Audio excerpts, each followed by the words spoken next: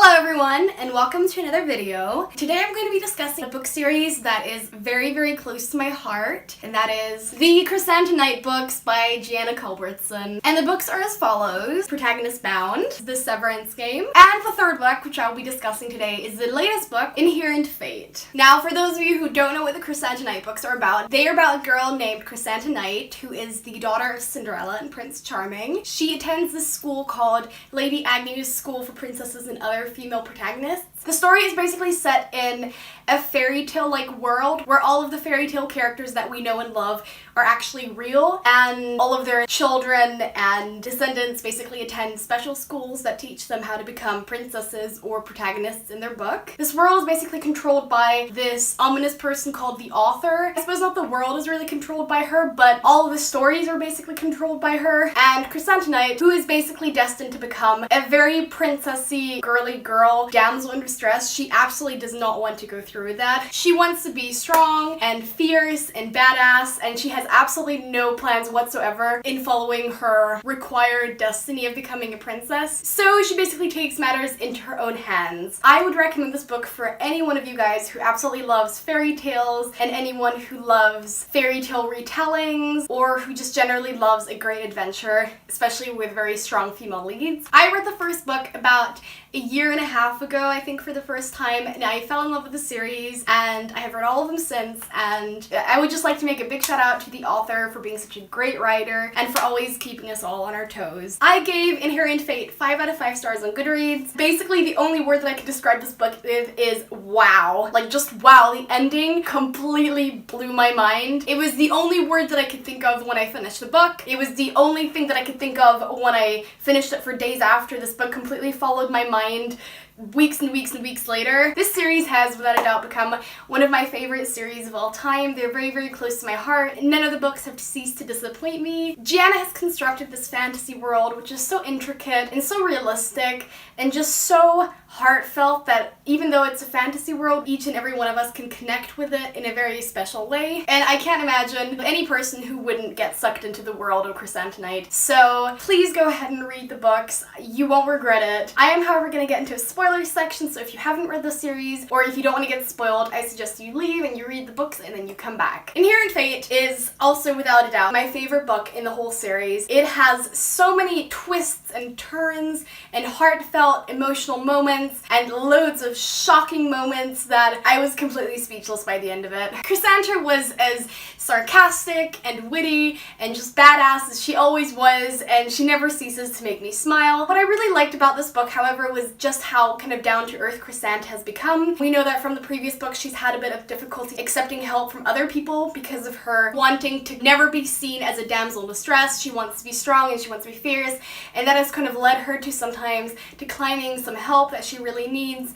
And what I really liked about this book is that she seems to have finally found her balance between both being a very strong and independent woman, as well as, you know, accepting the help from friends and, you know, admitting that she is quite vulnerable at times and that it's okay to not be strong all the time, and yet also not falling back into this sort of weak, stereotypical role that we would maybe think of princesses and getting rescued by princes and never being able to defend themselves. I absolutely loved how Crisanta has finally sort of warmed up to Daniel. We know from the previous books that they didn't really have, you know, the kind of relationship that was always best, and it was really nice to see them slowly connecting with each other, and then at the end of the book we see them being kind of friends. Also quite good friends. That was really great to see. What I also really liked about this book is at the end when Crisanta finally realizes that her power and her strength is in accepting herself, and she finally can embrace herself for who she is and for all of her flaws and for all of her strengths. That was really lovely. And oh my goodness, when we found out that her power was,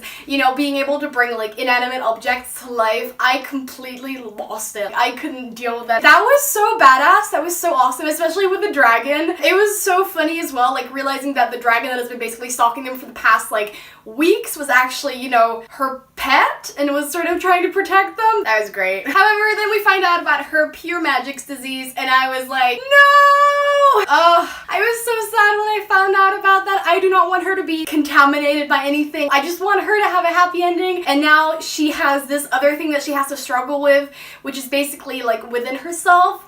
and it just really, really broke my heart. I suppose her power of being able to bring objects back to life was just too good to be true, and Rumpelstiltskin from Once Upon a Time always says, you know, magic comes with a price, and I suppose this is just that kind of playing out on a very, very big scale. I'm extremely interested to see how this whole pure magic disease is going to play out, especially in relations to the author who, you know, as we know, also has this pure magic disease. I wonder whether Crisanta is going to have to go back to her to sort of gain more information and be able to overcome it. I really, really like the plot twist with the author, how the author herself doesn't really control anything. I think that was a really, really great thing, and it's also a really great lesson for all of us today, you know, that we are in control of our destinies and we have to make the most of it, and we can't just sit back and kick our feet up and let things happen to us. We actually have to take things into our own hands and make the world, as well as our life, you know, best for everyone and best for us. I obviously am keeping all my fingers crossed that Crisanta gets to fight against, you know, the evil sort of within herself, that she'll be able to overcome it in the next book. I have to say though, I was a tiny bit disappointed at the end when Mauvery was, you know, revealed to be working with Adrian. I never liked Mauvery. I thought she was a big bitch and I hated her, but I have this sort of just soft spot for people who have previously been mean to people, like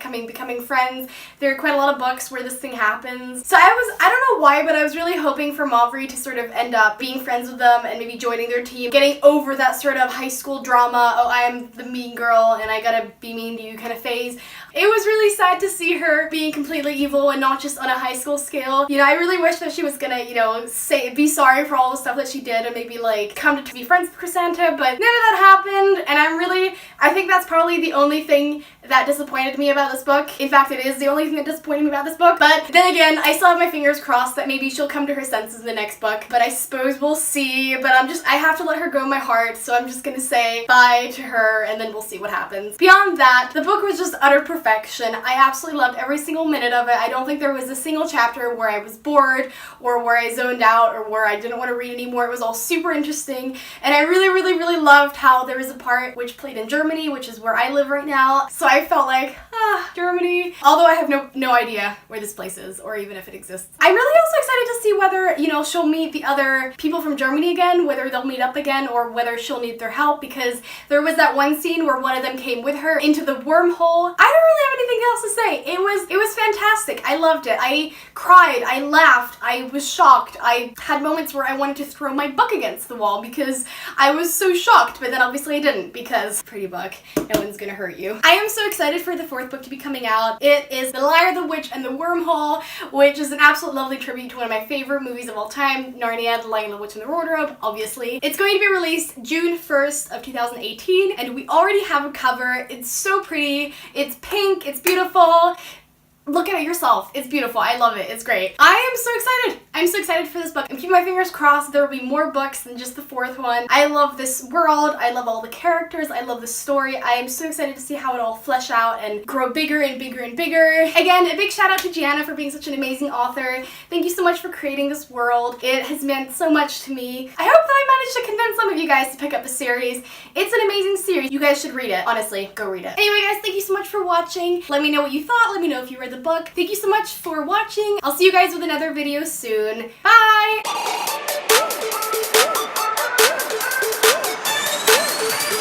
You're too slow!